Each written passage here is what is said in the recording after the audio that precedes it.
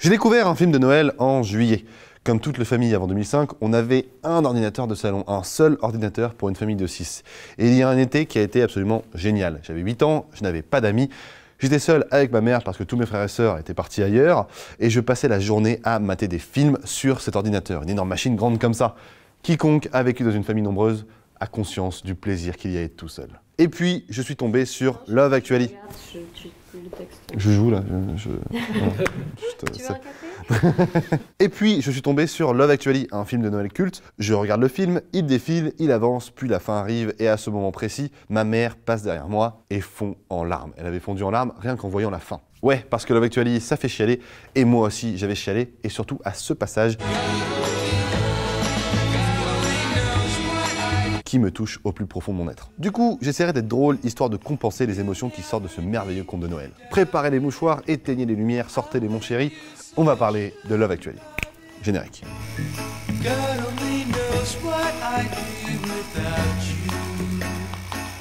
Love Actually, et là, il n'y a pas d'accent débile parce que depuis mes 8 ans, je le prononce comme ça, à la française, est un film anglais écrit et réalisé par Richard Curtis, un type principalement connu pour son travail de scénariste sur des films comme Good Food à Notting Hill. C'est Notting. Notting Hill. Notting Hill. C'est Notting Hill. Oui, bon, on te la pète pas non plus avec ton accent, hein. Comme Good Food à Notting Hill, Bean, le journal de Bridget Jones, Good Morning England ou encore Mamma Mia 2. Un type assez chouette avec qui je partage la même date de naissance et pour qui Love Actually a été sa première réalisation. C'est un film choral de plus de 2 heures et vous vous demandez peut-être qu'est-ce que c'est qu'un film choral. Un film choral est un film avec différents trucs qui se passent et qui semblent, à vue de nez, sans lien apparent à part celui d'un thème identique. En l'occurrence dans Love Actually, celui de l'amour. Et également des liens plus ou moins discrets entre les différents protagonistes de ces différentes histoires qui sont somme toute indépendantes. Dans Love Actually, on a une histoire complète et complexe avec plein de personnages. Prêt ?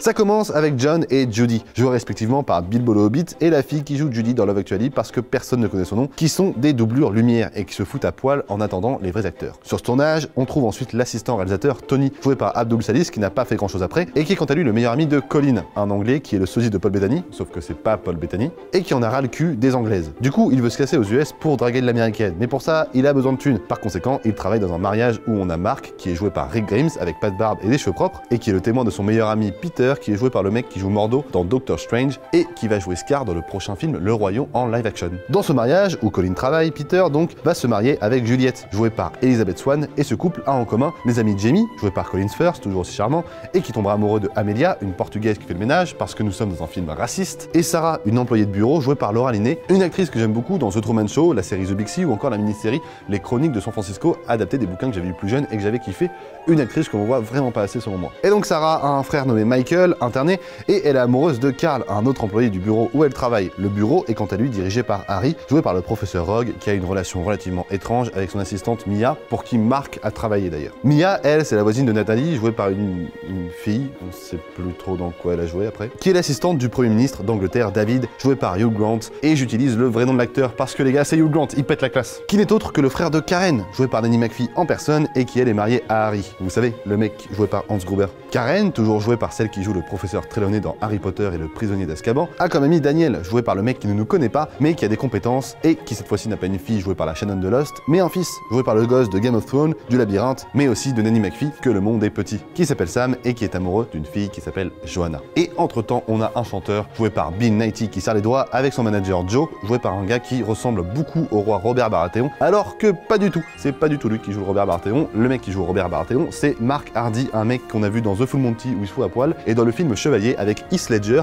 là le vrai Paul Bettany, et Bérénice Bejo, ce film est génial, foncez le voir. Bon, vous devez regarder Love Actually. Alors déjà, j'emmerde toutes les personnes qui pensent que c'est un film de merde et que c'est pas du vrai cinéma. J'adore Orson Welles, j'aime beaucoup Jim Jarmusch à Bertrand Blier en passant par Bergman, et j'adore Love Actually et High School Musical 2, c'est toute mon enfance, j'adore ces films. Love Actually est la base d'un film de Noël qui, pour une fois, ne comporte pas de tours géantes qui explosent, de gars qui sont trop vieux pour ses conneries. J'ai passé l'âge, je vous dis. Ou bien d'un enfant qui piège Joe Pesci en lui brûlant le crâne. Vous l'aurez compris, c'est un film anglais, pas américain. Du coup, ce film est un véritable plaisir parce qu'on voit juste une pelletée d'acteurs vraiment stylés. Que ce soit Alan Rickman et Emma Thompson en couple hyper convaincant ou bien Rowan Atkinson qui fait encore des merveilles dans un petit caméo. Ce film a même inspiré ses suites bidons américaines Valentine's Day et New Year's Eve qui ne pigent strictement rien à la subtilité de Love Actually. Parce que dans Love Actually, les acteurs paraissent tous naturels contrairement à ces autres comédies bidons où on idéalise l'amour. Je vais peut-être sonner fleur bleue, mais je trouve que dans Love Actually, l'amour y est hyper bien retranscrit, quoi. Déjà, le postulat. Le film s'ouvre sur la voix off de Hugh Grant, épouse-moi, qui explique que quand il déprime, il va à l'arrivée d'un aéroport, là où les gens se retrouvent.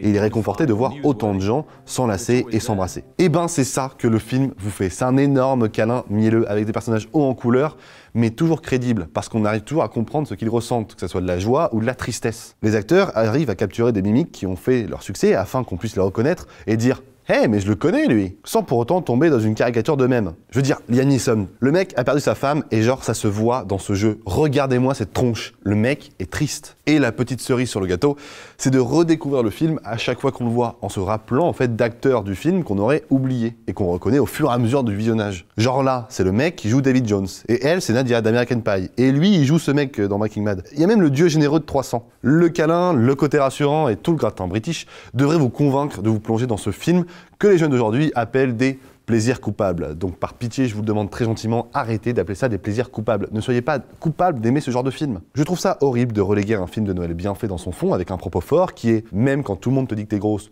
tu peux te taper Hugh Grant. Parce qu'avant d'être Premier ministre, c'est Hugh Grant, bordel de cul, et dans sa forme. Je veux dire, il y a des plans vraiment beaux, comme celui-ci que je trouve très stylé.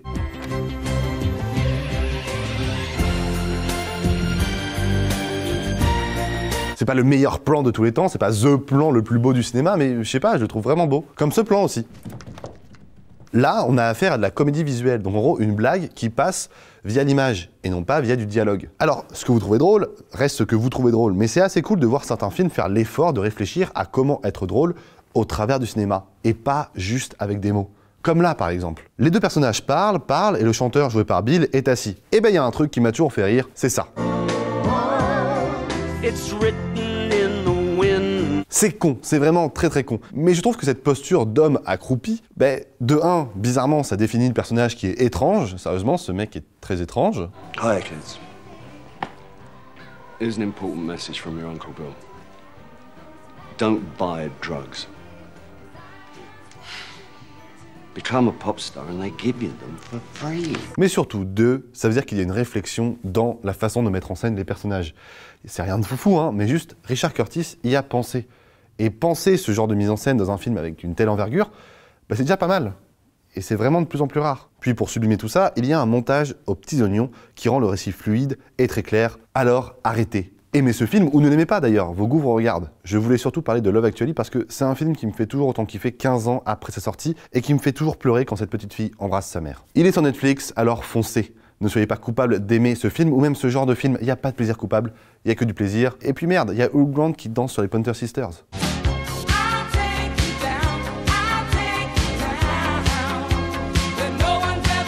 Yeah. Merci beaucoup d'avoir regardé cette vidéo jusqu'au bout, j'espère que vous aura plu. Participez au référencement avec un pouce en l'air, des commentaires, avec votre critique si vous avez vu Love Actually, votre film de Noël préféré également parce que les fêtes approchent et d'ailleurs passez de très bonnes fêtes au passage. Rejoignez-nous sur tous les réseaux, donc YouTube fatalement, Facebook, Twitter, Instagram, LinkedIn et même Tipeee. On a toujours notre compte ouvert Tipeee, proposez vos dons, etc. N'hésitez pas si vous avez un petit peu d'argent de côté.